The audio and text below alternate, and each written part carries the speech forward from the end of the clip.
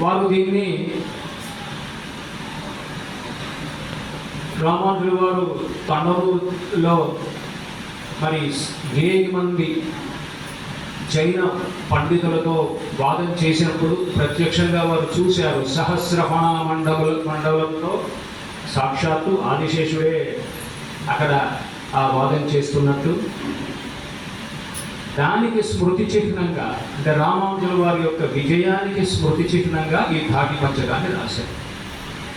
అయితే ఇందులో కేవలం ఆ జైన మతం పైన, జైన మతస్థుల పైన వారు సాధించిన విజయాలే కాకుండా వారు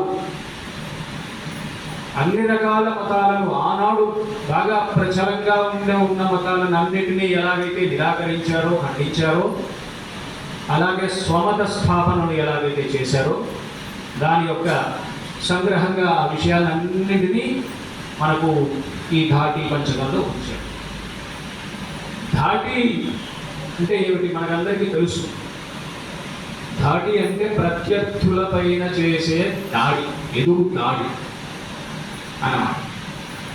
వారు ఎలా ఎదురు దాడి చేశారు, ఎవరిపై ఎదురు దాడి చేసి తమ స్వమత స్థాపన చేశారు అనే అంశంపై ధాటి పంచకం ఉంది. మనకు సాధారణంగా ఎవరైనా తన మతాన్ని, అంటే తన అభిప్రాయాన్ని చెప్పాలి అంటే ఆనాడు ప్రచారంలో తన మతానికి విరుద్ధంగా ఉన్న మతములను ముందుగా నిరాకరించాలి. తన మతముతో, తన అభిప్రాయముతో అవి నిరాకరించబడితేనే తన మతం నిలుస్తుంది. అంతేగాని మన ఇష్టం వచ్చిన మతాన్ని మనం చెప్పుకొని పోతే, ఆ రోజున ప్రచారంలో ఉన్న మతం దీన్ని ఖండించగలిగితే ఈ మతం నిలవదు. యావత్ పరమతం నిరాక్రియతే నిరాక్రియతే తావత్ స్వమతం అప్రతిష్ఠితం అంటారు.